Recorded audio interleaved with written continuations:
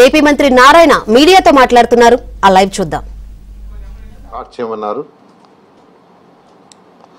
దీంతోటే national హైవేకి మనం చేసినది ఈ యొక్క డిజైన్ 217 చదరపు కిలోమీటర్ల యొక్క క్యాపిటల్ సిటీ. ఇది గ్రిడ్ అంటారు యాక్చువల్గా. అంటే ప్రతి ట్రంక్ రోడ్డు మేజర్ రోడ్డు 1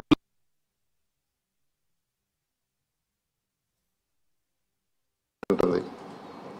ఈ రోడ్లలో మనం ఈస్ట్ టు వెస్ట్ తీసుకుంటే E1, E2, E3, E4, E5 అని అట్లా E13, E15 దాకా ఉన్నాయి. ఇవన్నీ కూడా ఫ్యూచర్లో నేషనల్ హైవే కలుస్తాయి.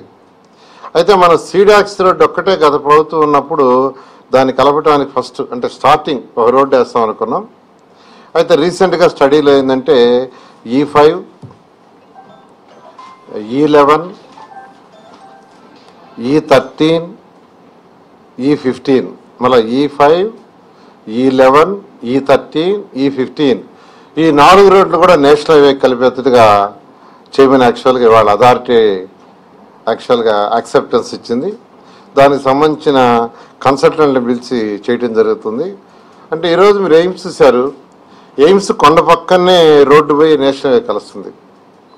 అదేవిధంగా డిఫరెంట్ హిల్స్ ఉన్నాయి.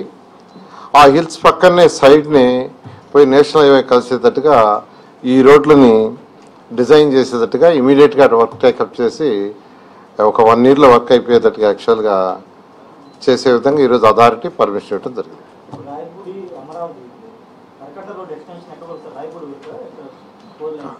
4 lane కంప్లీట్గా లాస్ట్ వరకు పోతుంది. ఎంతవరకు ఉందో కరకట్ట అంతవరకు, అంటే క్యాపిటల్ సిటీ ఎండ్ వరకు, అదే ఎండ్ వరకు.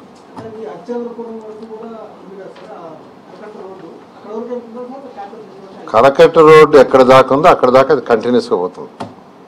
Not up to capital city వరకు. క్యాపిటల్ సిటీ ఏదైతే 217 చదరపు కిలోమీటర్ ఉందో దాని వరకు ఇప్పుడు టెండర్ ఎక్స్ప్రెస్ లేదు.